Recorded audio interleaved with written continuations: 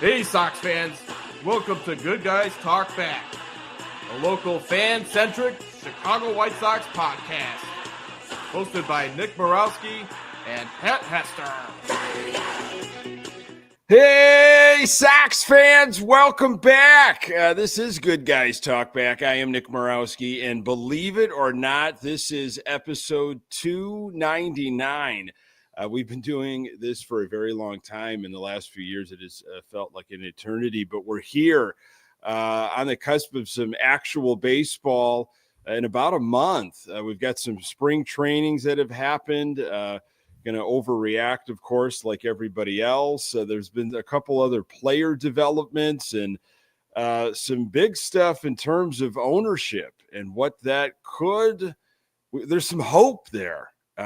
There's some hope that we're going to talk about, but really appreciate you being with us here live on the Good Guys Talk Back YouTube channel. We do this every other Sunday right now at 9:15. Subscribe to the channel and jump in the comments. We appreciate it.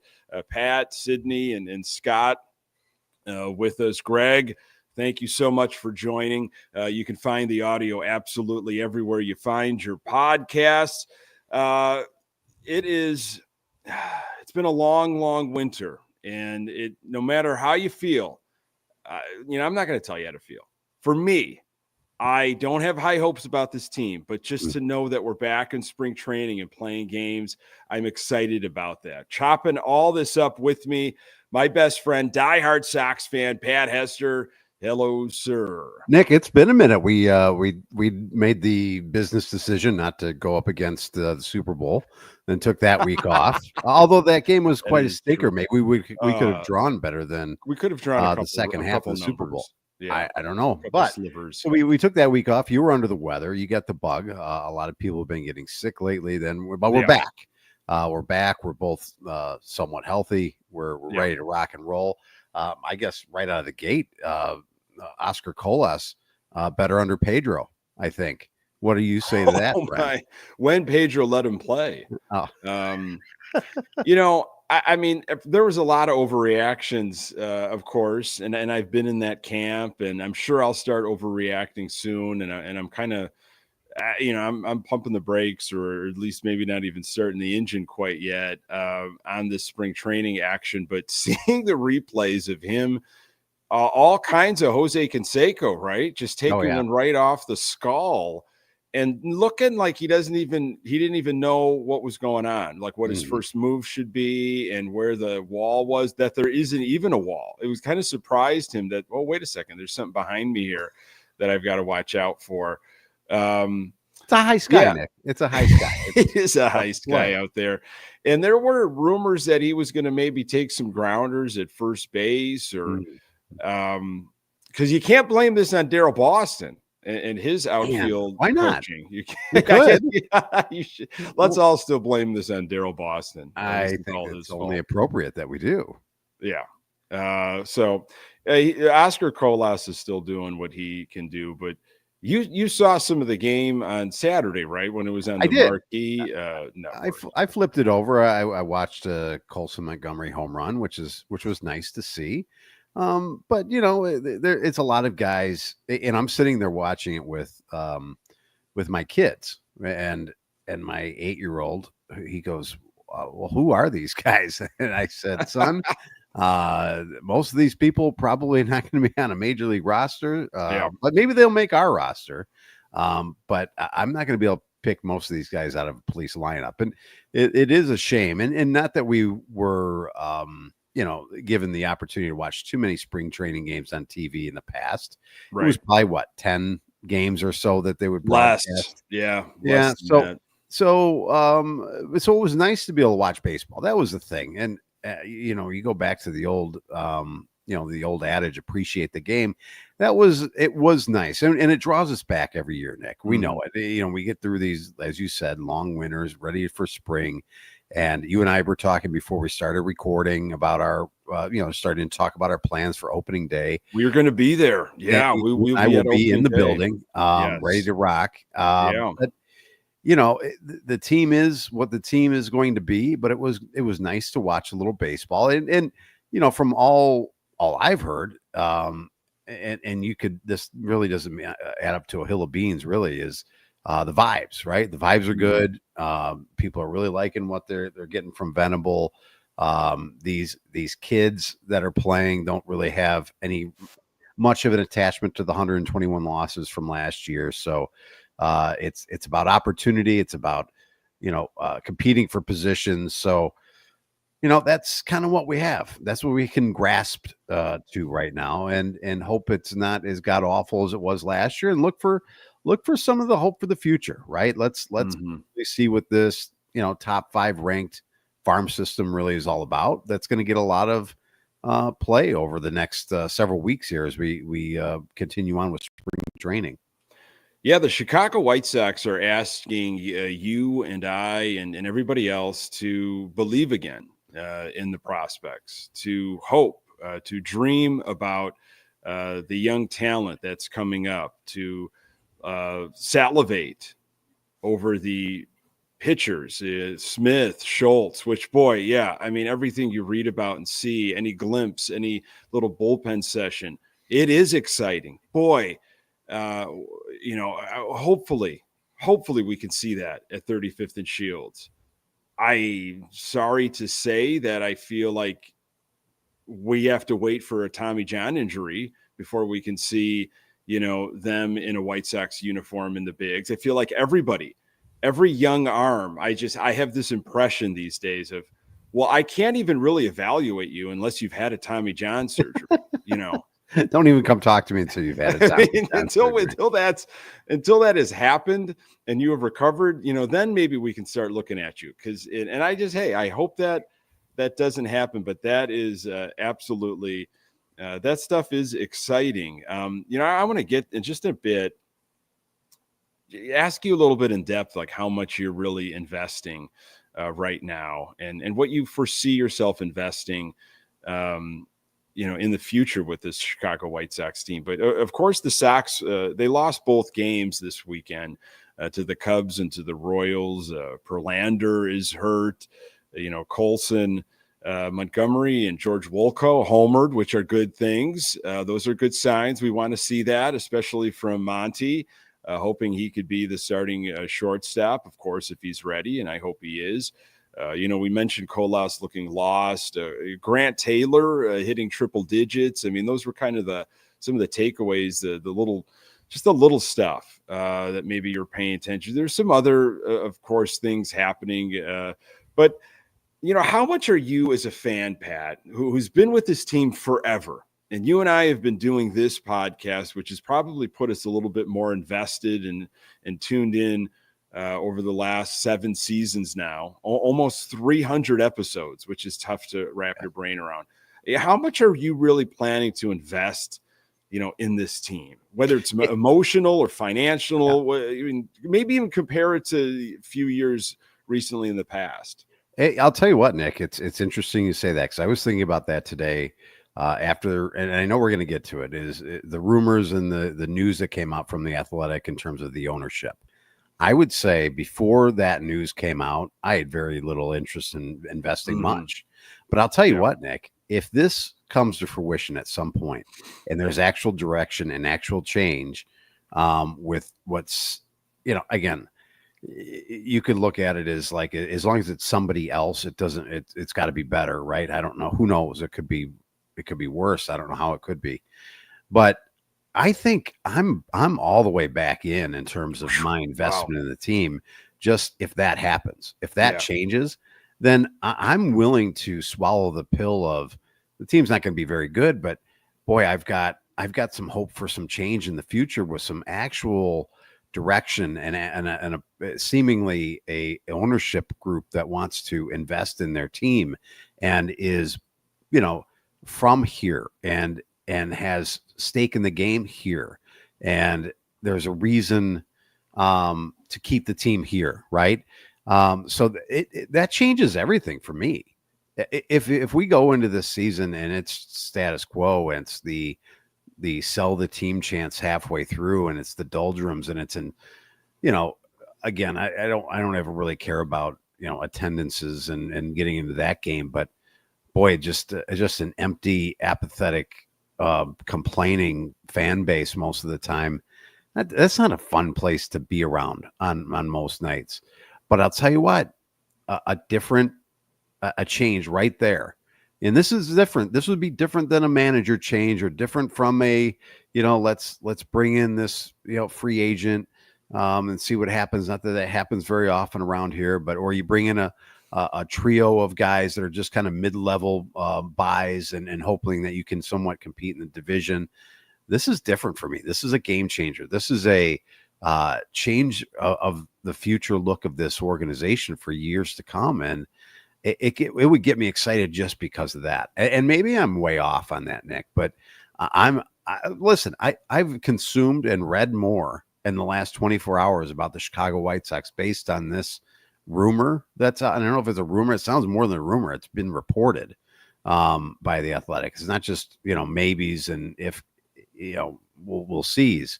This is being reported. So I'm all the way back in with both feet. Yeah, you're not alone. We'll might as well just, not just dip toes into this, just jump right in. The name is probably brand new to a lot of Sox fans. Mm-hmm. I mean, it started to get tossed around maybe couple months ago. I heard about this individual and their attempts to, their interest, in perhaps buying the Sox if they were for sale, and Jerry's not interested in selling, at least at that point, strongly. And then there was this talk of, well, the Twins are looking for a new owner. And Justin Ishbaya, I'm sure I'm butchering. However, we'll figure it out hopefully soon. Let's just call him Justin Ish, yeah, the savior. Let's just call him Savior, a potential savior. I think he's got a brother, Matt, with one T. It's M-A-T. And M-A-T. And Ish backs out of buying the Minnesota Twins and bought more minority White Sox shares. So people with knowledge of the discussions believe that the deal will allow Ish to take control of the team at some point by buying the shares of longtime owner Jerry Reinsdorf and other partners. And Ish is owner of the Phoenix Suns, right? Billionaire, I don't know, he's a hedge fund dude or venture capitalist or something in the business world. Something that makes you, whatever makes you a billionaire, that's whatever he's doing. He's 47 years old. Yeah, Pat. So he didn't probably go to the University of St. Francis and study broadcasting and spend their time at Guernsey's like us, but not too much older than us. And this came out just a couple days ago that this was almost like a foregone conclusion. I thought like he's going to take over the Twins, and then and it looked like depending on who you talk to, he was kind of talked to by some White Sox folks as, hey, maybe you shouldn't do that. Stay over here, gobble up some more of these. And where there's smoke, there's a fire, Pat. Yeah. And so I'm like you, when I started to hear about this and this guy's name isn't going away, and this attachment with playing a little bit of the long game, perhaps, and this could happen, may not super long, but this could be the future. It's got me very excited, more so than a stadium in the South Loop or on Plot 78 or wherever that was going to be. This is more interesting. Yeah, no doubt about it. And the exciting part is, you talked about the ownership of the Suns, and that it's him and his brother pretty much runs the Phoenix Suns. Now you could look at the Suns and say, well, they're not lighting the world on fire, no pun intended, in terms of being the Suns, but their first order of business was to bring in Kevin Durant. So as soon as they took over the team, they made a splash. And if this happens, it'll be both of them again, but instead of Justin being the I don't want to call him the second fiddle, but it's Matt running the show, and then is Justin. In this sense, it would be the other way around. So they'd both be there. And the interesting is, they're combined. I think they're combined worth would be second most in terms of baseball ownership right now in the league, right behind Cohen for the Mets. Now, again, doesn't mean that the Mets are tripping over World Series trophies right now. They're not. But, the Mets are always in the conversation for trying to improve and showing their fan base that they care and they want to try and put a winner out there for their people. So I would have to believe that, an owner like this with tons and tons of money is going to it seemingly buy it and wants to do something to make it right and make it a winner, just going off of what we've seen from their actions with the Suns. So I'm all about it. And again, it could just be you're excited because it'd be something different, someone that's a little bit younger and seemingly interested in doing this with other billionaires, right? Not scoffing at the fact that, well, look at that, this person is going to spend a lot of money. No, you listen, this is a business and you want to spend money and it should turn into making money eventually if you're doing it right.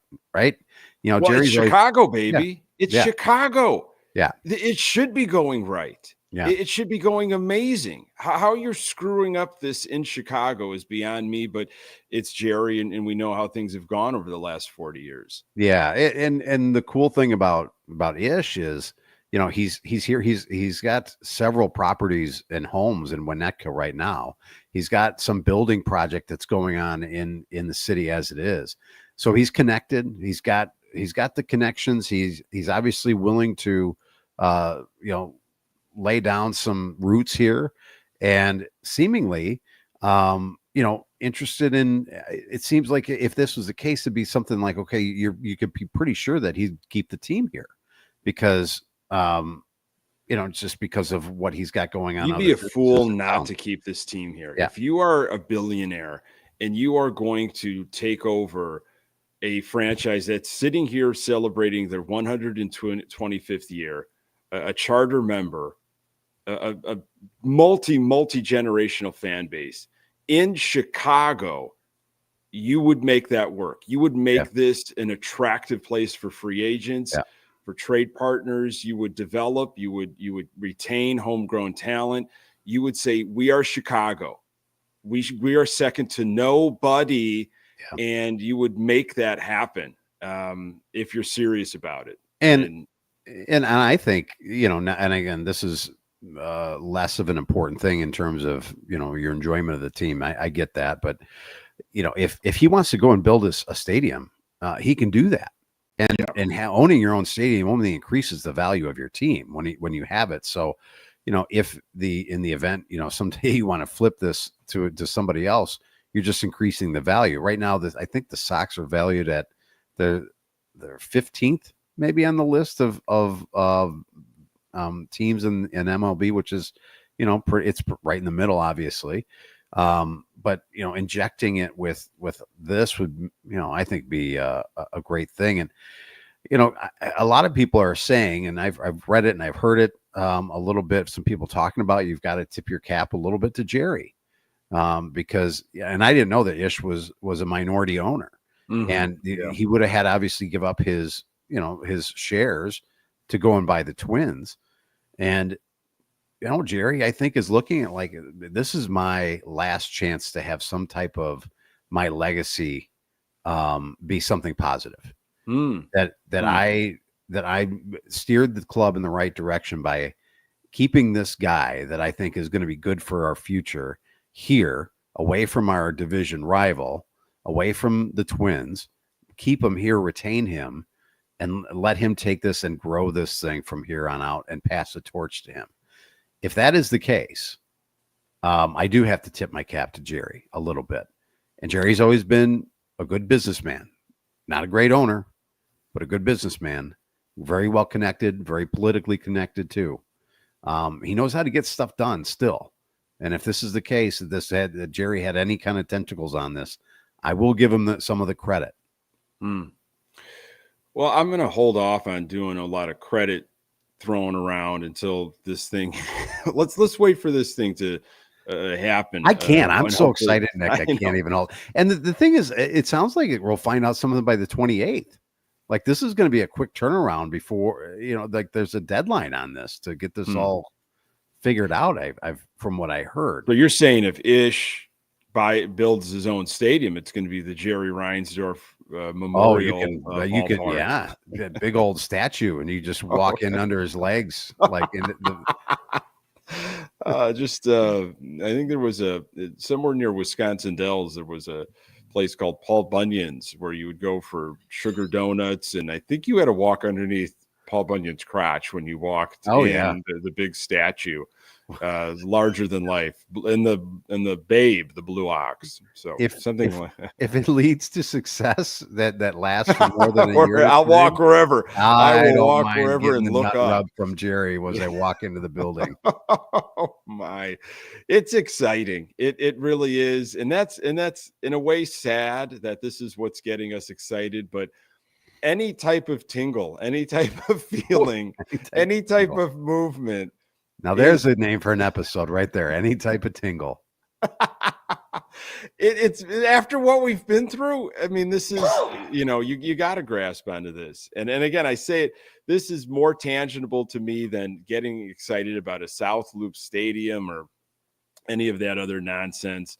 This feels more real to me. So are you switching cable providers at this point, Pat? Have you figured out how you're going to consume White Sox baseball? That's an interesting thing too, Nick. I honestly, maybe I'm just caught in the moment right now. I might be just swept up in this. I don't know. But if this happens, I might just get the damn app, or I might get it. I just might do it. I don't know. Am I crazy? I have a feeling in the next couple of weeks, I'm going to get a message from you that you became a season ticket holder, you bought even road tickets. You're like, I want every game possible. I'm going on the road if I can. It's just the way you're talking. I'm going to quit my job and I'm just going to go. Well, I have a dream. I have a dream about 162. I've talked with some of my buddies that I've traveled to different stadiums to see the Sox over the years. 162, we buy just a camper, and we all quit our jobs for a year, and we literally go to 162 games and just follow the Sox around everywhere. So wait, just for a year? So is that something that you have worked out with your superiors, that just, hey, just going to take a quick year, just going to take a little sabbatical? I have not spoken it formally to any of my superiors or my lovely wife, but it's something that I've been plotting and planning. So. I just assume when I say superiors, I'm talking about my wife. So right. Traffic control. Traffic control is what we're saying. Well, I have no way of watching right now. I think I'm leaning towards the app, although I've looked into this Fubo network that it lines up, to what again, there's not a lot of live TV, everything's streaming. If you're going to watch something eventually at night. So Fubo, you can get it. And obviously DirecTV. I don't have DirecTV. And if I'm interested in, I wouldn't want to get the satellites. I know there's these pigeons are telling me on the commercials I can go without a satellite for DirecTV, which I'll have to look into further and do some price analysis. But I'm starting to get a little bit of that itch, and I can't believe it. I can't watch games right now. Yeah, I'm weeks away, and I don't have an outlet, so I need to figure this out. Well, so here's an interesting thing I did here, and I don't know if I can go into too much detail on it, but I'll just say this. Oh boy. It sounds like there's some from the CHSN side, there's some confidence that there's going to be a deal done before opening day with Comcast. With Comcast. Yeah. Okay. I can't really say too much more than that, but I was surprised by that. But they seem to be relatively confident that that'll happen. So, maybe that's being sold a bill of goods. And I also heard something interesting about, I have Comcast right now. I'm unable to get Marquee. I don't know if I pay for it or not, but that's neither here nor there. That they may have an issue coming up soon before opening day. They may not be on Comcast. And I heard of a possible merger between Marquee and CHSN, which would be another interesting wrinkle. Our our powers combined, maybe we can finally get on Comcast together. Yeah. But that's those are just some interesting things that I've heard. I don't know how true they all are. Yeah. No, But I mean, would hold off. I would hold off on buying anything because see what happens. I'll probably wait to I'll wait to maybe the week of to, and I could, but I'll be doing some research here and seeing what my options are. I mean, let's be honest. I'm probably not going to be able to watch a ton of games anyways. Things are kind of hectic, especially with, the evenings in summer, and we're going all different kinds of places and you as well. And so even like, because I don't think they're going to be good or not isn't the reason. It's more of just sometimes time, and they're not must-see TV. They're always kind of on in the background, and I'm always aware of what's going on. I'm not glued to every inning like I used to be.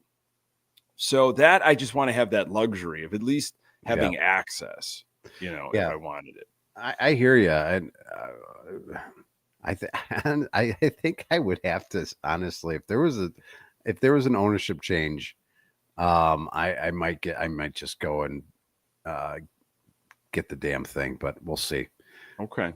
I'm all kinds of excited. Somebody man. I had a glow. Somebody said Greg. Yeah, Greg is recognizing a glow, and that's just the look of an alcoholic. Just a red face. That's what happens. So in terms of the team, though, I was thinking about this a little bit, and you talked about will there be sell the team chance, and I think with this news coming about with Ish and being a player here in this, there could be sell the team chance, not because of we're underperforming and how dare you underperform. We all know there's going to be underperforming. There's going to be some serious growing pains this year, but the sell the team chance are really that, hey, get out of here, Jerry. We know that there are other contenders. Hey, get out of here. Leave the conversation, leave the chat. Yeah. So I think you'll still see that win, lose, or draw. Talent wise, I mean, I really have zero expectations. I have some hopes and wants. I hope that we could figure out like our long-term first baseman. And I'm not really convinced it's going to be Andrew Vaughn at all. Mm-hmm. I think Wolko could very well be getting major time at first base in the near future if Andrew Vaughn doesn't have much going on in March and in early April. I want to see how Montgomery does. I'll be paying attention to that, not only just in spring, but moving forward. Of course, you're tracking the young arms. I'm kind of irritated and bummed about the Thorpe situation. And, Brian Ramos has got an elbow thing. He was probably going to be more of your DH. I mean, the vibe is everybody's prove it, right? Like there is no, like really, aside from Luis Robert Jr., if he's going to be around by opening day, nobody else is really given anything. Yeah. And I kind of like that because this is the year where you're just trying to see, man, we really got to see what we have and prove it to me. We don't owe anybody anything. And we are gone from those years of these crazy contracts. And these were our pillar guys. These were our core guys. Anderson, Moncada, Jimenez, Abreu, Grandal, on and on. We had these core guys, and maybe somebody was playing better, but no, these are our core guys. This is what we're going to win with. We don't have that. That's gone. Everybody is starting fresh. And maybe that a part of me, I don't mind if Luis Robert Jr. goes. Go, man. Go play for a winner. We're not going to do anything with you anyway.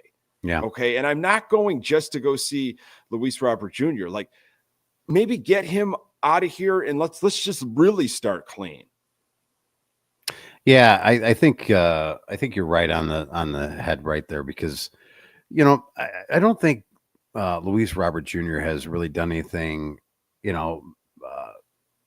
what's the most memorable thing that he's done that you'd say we can't live without that?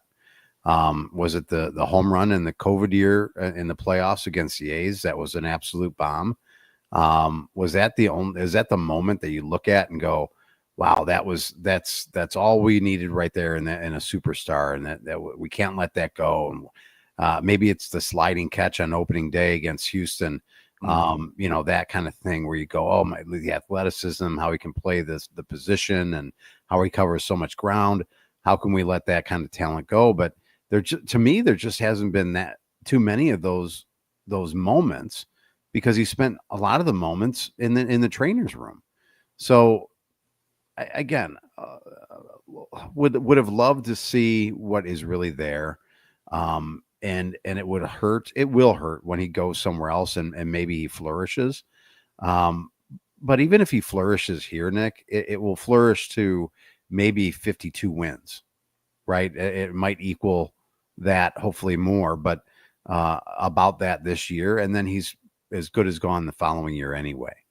So, I mean, here's hoping that he has a great start and he can be moved sooner rather than later before that inevitable injury arises. I heard something like he's not going to be pushing it quite as hard when he gets up to Chicago because of the cold weather. He believes that's what has attributed to his injuries. Better in the late past. than never figuring that out. Yeah. So we're back to not trying hard again, I guess. That didn't really help the last time when under. That's what I'm saying. Get him out of here. Just get him out of here. Let him start fresh with a contender.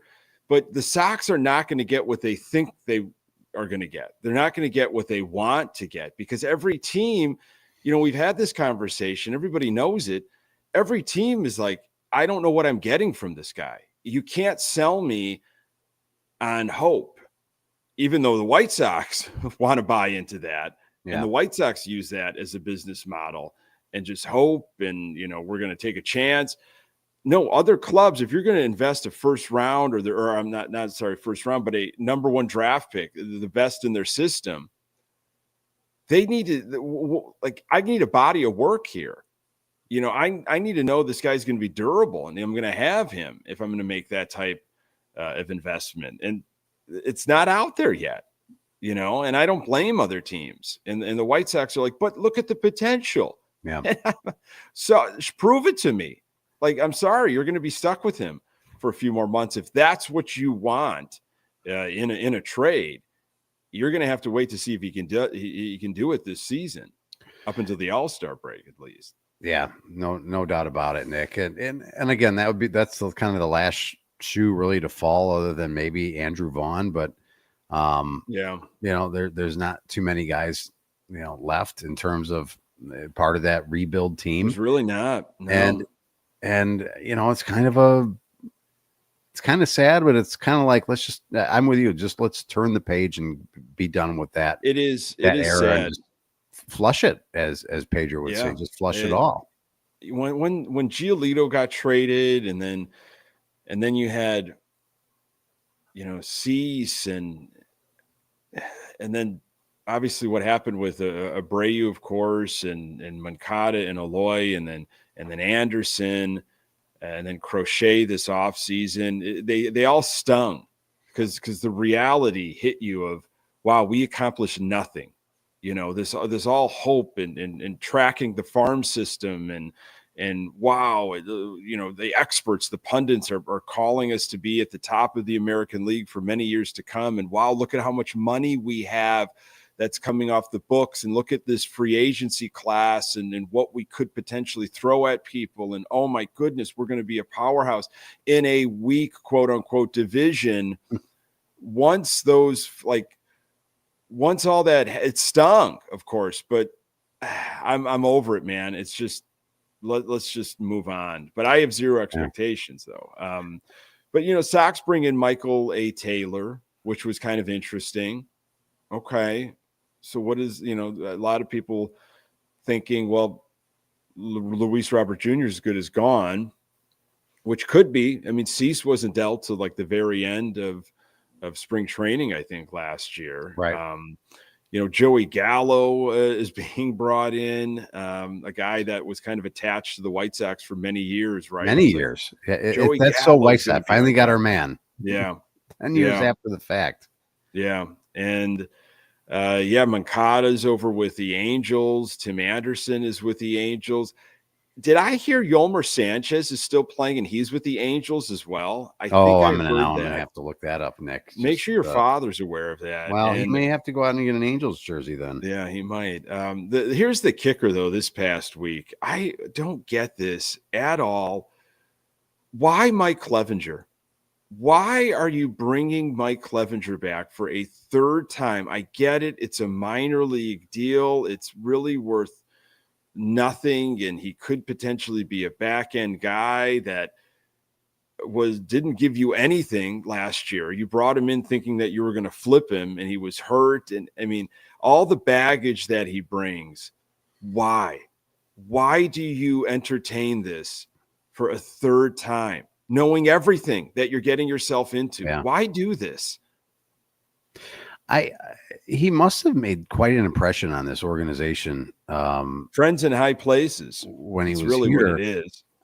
I mean, I don't know Mike Clevenger very well. Obviously, I've never sat down and talked to the man, Nick, but he doesn't seem to be the type of guy you'd want to have around mentoring your young pitching staff. But maybe he is. Maybe he's a guiding force in that room that I don't see or don't know. Maybe I'm just being ignorant and just assuming things based on the other parts of, and you mentioned the baggage that he has. Maybe he is a helpful voice amongst young players. I don't know. It seems odd to me.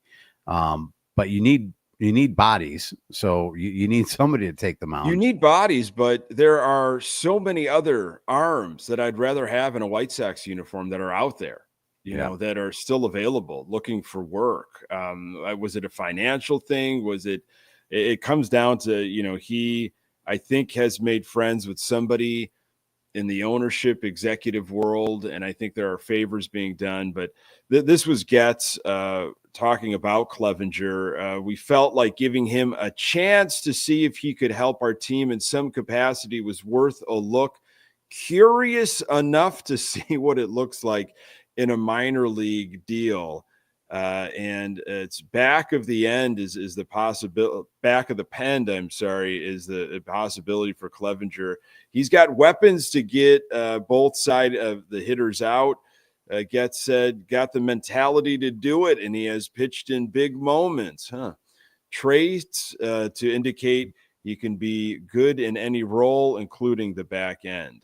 That's all just word diarrhea, mouth garbage. This dude is no bueno, man. This guy, he's not my kind of guy. And I don't understand it at all. It really rubs the most of the Sox fans that I interact with and hear from. It's just everybody's questioning this, and this just is unnecessary. But here we are for the third year dealing with Mike Clevenger. Well, if you know, we go by history, it won't last very long, right? Sure. Yeah. So maybe we're you know, spinning our wheels all for nothing, because eventually the guy finds himself, you know, on the IR for several months, and then he'll ultimately be released. Yeah. Yeah, that sure feels like that can track. We've seen that before. So this is Venable not too long ago. The thing you hear across the board with our players is their excitement for the opportunity this year, and this spring training will present for them. That can create a really competitive environment, and we want to lean into that. It's on us to create a schedule and daily flow that can support that. We are really excited to challenge these guys and what they do in camp and really facilitate that competitive environment. I would say the majority of our roster has to earn their opportunities. I think that makes for a healthy, productive camp. That last part from Chris Getz. What Venable said is nothing new than what Pedro was saying. I mean, wasn't that Pedro's MO? If not his first camp, it was his second camp of, you know, we got to earn our spots and you know, be competitive and create this new environment and culture. And we're going to create this this flow where we're active and we're moving, and I've got these like 4-day plans, and I think there was just a lot of veterans that are locked into just ridiculous contracts that kind of looked at him like, who are you? What are your credentials? I'm not listening to you.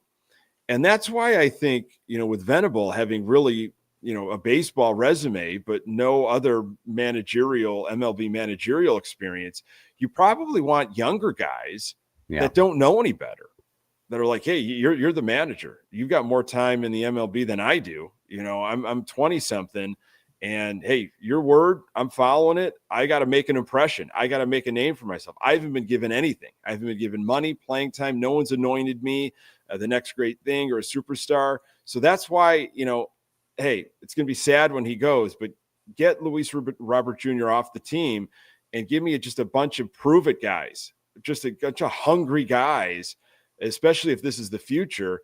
And if that's the way Venable wants to go about it, I think that would be a good mix. Yeah, it's all about the audience, right, Nick? And how your message is received. You could have the same message, different audience, and it's received differently. Think about you. You're a big time basketball coach at the school you're at. How old are the boys? These are 8th grade. So. 8th grade. Your message, you think that it would resonate the same as if it was college kids? I probably not. You give the same message to some college kids as you are 8th graders, it may not go over well. So it's 100% about who these guys are and what they're trying to get, and they don't ultimately, they probably don't care that they're playing for one of the worst teams or the worst team in baseball history. I have an opportunity to start my career, whether it's here. I probably won't finish my career here, so I'm going to do all I can to put something positive out there for people to look at and try and make something out of my dream. And so what, that my dream starts here on the South Side. Maybe it'll be something that comes to fruition here. Maybe it'll be something that blossoms elsewhere. So, these guys, that's why I think that is a little bit refreshing, and why you can at some point kind of put aside the fact that the team's not going to win. And it's like, okay, we're going to watch a lot of young kids that are just trying to make a career for themselves. There shouldn't be, I would hope not, there shouldn't be drama. There shouldn't be things you hear about, a toxic locker room situations. There should be very little of that this year. You should just have guys that want to go out there and try and win and perform and do the best they can. It might be a little selfish sounding, but for themselves. And hopefully that, they can create somewhat of a culture in that room together. But, it's all really about themselves and what they can control and putting something good out there on tape. Yeah, I think this is a better situation for a first-year manager like Venable. I'm not saying that Pedro in this role would have succeeded. And again, we were all kind of gushing. I shouldn't say we all. I had a pretty optimistic look on Grifol when it was an odd hire. I'm like, this guy doesn't have a lot of experience, and he's going to be trying to talk to veterans here while we still have a pretty solid core. But I felt like he was saying kind of the right things. And of course that's easy, in February. And then we saw pretty quickly, okay, he might not really have any idea of what's going on. Would it be different if he was a bunch of young guys that, are just trying to prove it and are hungry, and he could kind of boss them around like he likes to do with Colas and some of the other rookies that he had last year, that he had some leverage and some power over, that would actually listen to him, where some other guys probably were like, who are you? Get out of my face. So I think this is a better situation for a first-year manager. And, there's a lot of position battles. There's a lot of guys that I think can play multiple positions. And I'm really curious to see how Venable fills out this roster, what his bench looks like. And, just look at second base, for example. I don't know how you feel about Lenyn Sosa, or if you're still on the Lenyn Sosa train and you're waiting for that. But, Josh Rojas comes in, and he might be the front runner at second base. You got Brooks Baldwin that we saw a little bit last year. Chase Madroth, and then you've got Lenine Sosa. I mean, do you still root for Lenine Sosa? Do you say, oh, come on, man, this was another guy that we were supposed to see, not greatness, but somebody that knew what they were doing, sparks of more than a solid baseball player that we can build something up the middle with? Or do you say, you know what, whoever wins it, and this is just kind of one of those years where maybe we have to move from Lenine Sosa? I don't know what your take is on something like second base, for example. Well, we've been waiting for a second baseman for a long time, Nick. Absolutely. So it'd be nice to have someone there for several years to come and be a kind of a staple at that position.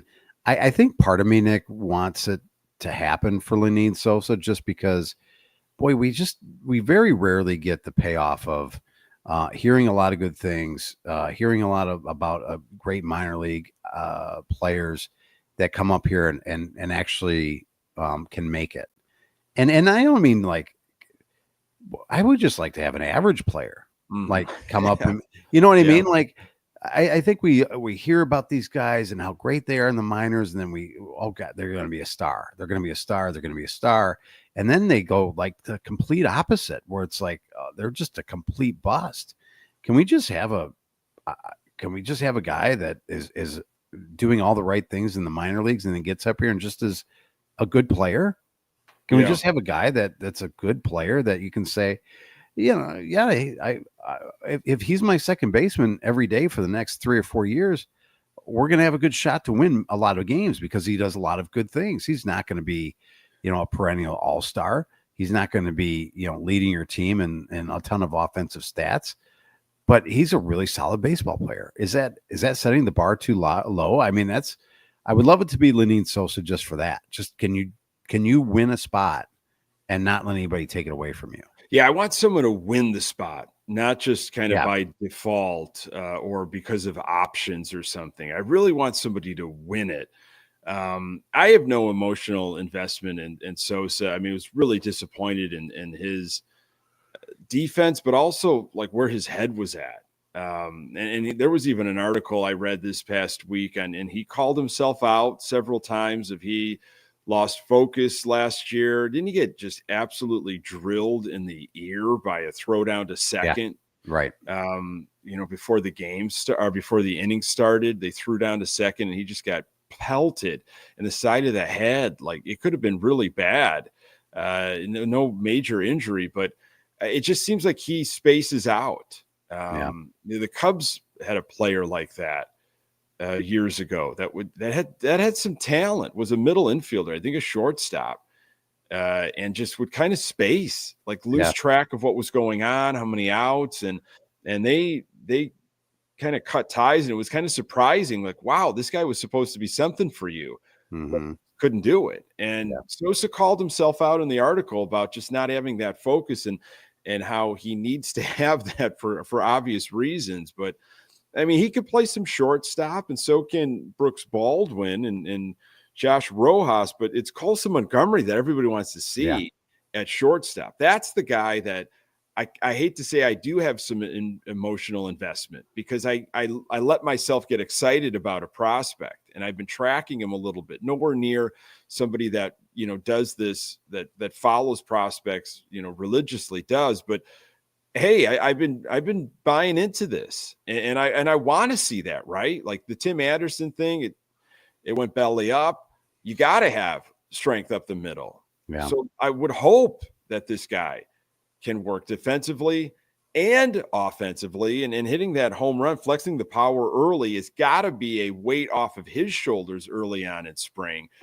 Hey, I don't have to sit around and force it, because everybody's going to be watching to see that power. I got it out of the way early, and hopefully he can settle down a little bit. Yeah, that was nice to see. Beautiful looking swing, especially from the left side in terms of the left-handed power that we've been so deprived of for so long. So, I mean, the options that we have around the diamond and the outfield, Nick, with guys being interchangeable is a nice thing. But you and I think are very old school guys. We've talked about set it and forget it in the past. Are you going to let that go by the wayside this year and let a lineup fluctuate and a position fluctuate based on the team that this is this year? Yes. Yeah, that's a good question. And I would have to say I'd have to move away from my desires of having that automatic lineup. You know what you're getting into. Players know where they're going to be slotted, almost it's like clockwork. I'm okay seeing guys in different spots, trying to get a sense of where guys feel comfortable. And if Venable has that eye and ear and gut and trusts the people around him and talks to players of, hey, things are going to be pretty fluid. I need to see guys in different roles, and we could eventually then get to where guys perform well and how they can be set up for success. But once you find that, and you've got a sample size, you feel like, I know that this guy's at the top of the order, or this guy performs well, near the bottom, then stop screwing around with it. Like trust the numbers, trust the people around you, hopefully that are, baseball wise as well. And your eyes, if you've been in the game this long and you've been around some of the people that he has, you'll get it. You'll figure it out. Like, okay, this is where we want this guy. And it probably will happen out of spring training. We'll see. But talking about, strength up the middle, we got to talk catcher. And Sox haven't had a lot of depth in the catching spot for a long time. And they're feeling like they have that these days. Matt Thaiss, Edgar Caro, of course, Kyle Teal coming over in that Crochet deal, and Corey Lee, who I like. I like what I saw from Corey Lee. He had some power. He's got an arm. Refreshing from some of the things that we've had, some of the things we were seeing with Grandal and some of the other options we had behind the plate. So I don't know who my horse is going to be. That could, materialize and, obviously through the season and beyond, but I like that we've got some serious options for catcher. It is nice to have that and think about, wow, there's, and especially that position, if they're all, performing well, that's always going to be a position of need, right? So if one of those guys eventually is going to, be blocked by a couple others, maybe that's an opportunity to build that system up a little bit more with when you have multiple pieces. Maybe it's an opportunity to bring another, talent or two in. As again, because good catching is hard to find, and if you've got, and again, it's depth right now. I don't know how quality is. I'd have to see it a little bit more, to be honest with you. Yeah. But if it is quality depth, Nick, those are moves that if I'm Chris Getz, I'm looking at and going, okay, where's some other areas of need that I have, which are vast. How do I play my cards right and maybe move off of one of these guys? So. It's a good problem to have if you have quality depth at that position in particular. There was an article about Andrew Benintendi recently that he is healthy. He is ready to go. Awesome. How much stock are you putting into this guy and what his value is for the Chicago White Sox? I don't see him as being the future left fielder whenever that contract's over. It also felt like the Sox have tried to get rid of him. They've tried to, have somebody tried to lock the door on him, and he keeps finding a way to get in the building. Tried to change the codes. They did everything that they could. Best shape of his life, as Peyton reminds us. Everybody is ringing that bell right now, but whatever. Okay. So you're healthy. Is your hand healthy, or your arm, or whatever is causing the problem? Obviously, you need to have a healthy hand for the healthy swing. But maybe you are, and that'd be wonderful. But what value do you have to us beyond your contract? I don't know. And if, you could play healthy, maybe we could flip you. Maybe somebody wants to take that money off of our hands. But at this point with Andrew Benintendi, I'm like, at least give us some excitement. Be healthy and stay on the field. That's fine. I'm not going to get too hot and bothered over Andrew Benintendi this year.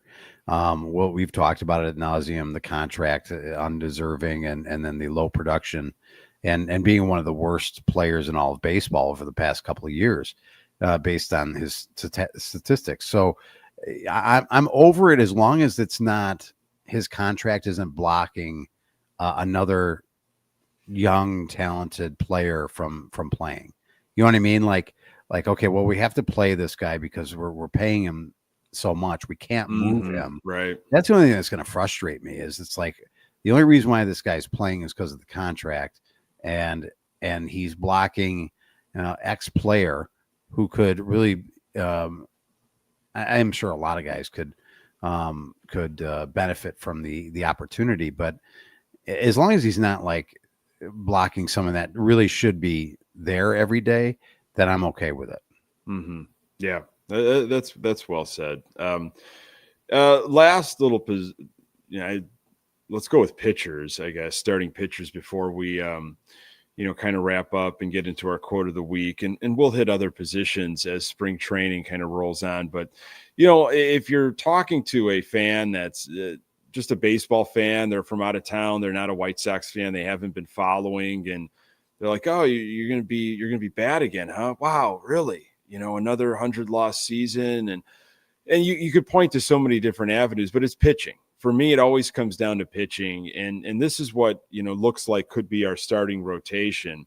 Again, they're just young. They're young, unproven, some that don't really strike any fear in anybody. But Sean Burke, okay, there's a few bright spots last season, something to build on. He could be something, but still unknown. Bryce Wilson, Davis Martin, Martin Perez, and Jonathan Cannon.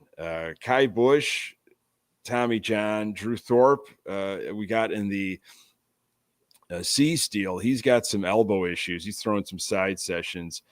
Nick Nastrini possibly in there. You're going to see a lot of different arms. Okay, it's not going to be a set it and forget it starting rotation. There's going to be a lot of people coming through, but the guys out of that list, I want to see Jonathan Cannon succeed. I like some of the stuff that I saw from him. I like the different pitches, how he was mixing things up. He's got an arsenal. His look, there's something about him. I'd like to see that guy, really take a step up.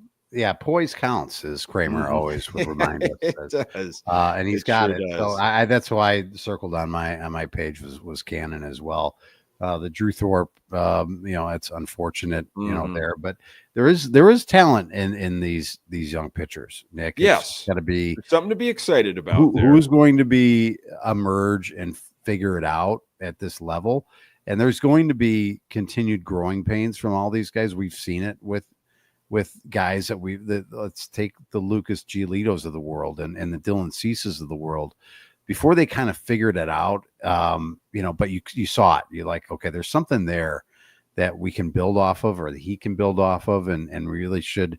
We've seen enough glimpses of it. It'll take a while, but that's okay. Right now, it's okay that it takes a while. Just get the experience, learn from it, and there's going to be a lot of different guys starting games for us this year, and that's okay. That's fine. We'll be we'll see what cream rises to the top over the next several years. Yeah, I think to some of those names and what you were talking about, and here with the 20th anniversary of the 05 team, I think about John Garland. It took some time for Johnny G. It took some time, and then all of a sudden, boom, when it happened, wow, that was a great weapon on all the other weapons that we already had when he emerged. Yeah, that was it seemed too brief of a John Garland, but you're right on with that. I mean, when he was right, he was something to be dealt with. Well, folks, it is just an absolute honor that you're able to spend your Sunday night with us, or, watching or listening whenever, not necessarily live. The podcast is available absolutely everywhere you get your podcasts. Thank you so much for jumping in, though, in the comments and being with us here. on Sunday night for episode 299. Subscribe to the podcast. Pass it along to other Sox fans in your life. As we are here in spring training, we are just about a month away from opening day, which is crazy. So. Yep. Subscribe, get your Sox fix. It's a pleasure doing this as we're in our 7th season. A couple quotes of the week for you. Here's from Luis Robert Jr. I think it would be beautiful to have experience playing for just one team, the team that gave me the opportunity to make my dream come true, and the team that I'm trying to help past this moment and hopefully play for this team when they are ready to compete, end quote. Wonderful things to say, Luis Robert Jr. I doubt if you believe it at all. You say it, but I don't know if you believe it. Inject him with the truth serum and see what he really says. And he would say, get me out of here. Although maybe he's holding on for Ish. Maybe he's like, I know what's happening here. Insider trading. Hold on. Yeah. If I could hold on, help is on the way, perhaps. I will get another payday. I don't know. And here is something you sent my way, which I thought is just, this has to be fiction, but I think it is true. This is Will Venable recently. This is his contribution to quote of the week. Quote, since I've taken this job, it's been everything I had hoped and more, end quote. A couple of delusional quotes there. One from a guy who really, I think, wants out, and one from a guy that's in, that is fully in on that Kool-Aid, man. The honeymoon phase, the crazy, goofy Kool-Aid, it'll wear off. But, hey, if he's happy, I'm happy. So that's wonderful. It reminds me of, remember when you were a kid and you went to Pizza Hut and you thought Pizza Hut pizza was the best pizza that you've ever had in your life? It's like, wow, this place exists. This is a real thing. You're telling me I can go over there and play Pac-Man for a little while, and then boom, deep dish pizza is going to show up. Yeah, this is magic. I don't want to see any other. This is it. This is all. This is heaven. Yeah. So he's living his best life. Good for him. Yeah. Good for him. And hey, I hope he can work his magic with these youngsters. He's got his work cut out, but I will try to find some way to watch. But I'll be there opening day with you. So we got that to look forward to. We'll have and I've already been assured it's going to be 65 and sunny. It's going to be a beautiful day. Excellent. Pat, always a pleasure, buddy. I feel so much better. It's good to be back. Ish. That's chant ish. Ish. Man, don't walk away from this story. I think there's more coming. And Pat, I appreciate your enthusiasm. You got me kind of excited. So this is good. Wow. Yeah. That's awesome. Yeah. Folks, thank you so much again for joining us. You can find the podcast everywhere. We're on all the socials at Good Guys TB. Hey, for Pat Hester, I am Nick Murawski. Until next time, go Sox.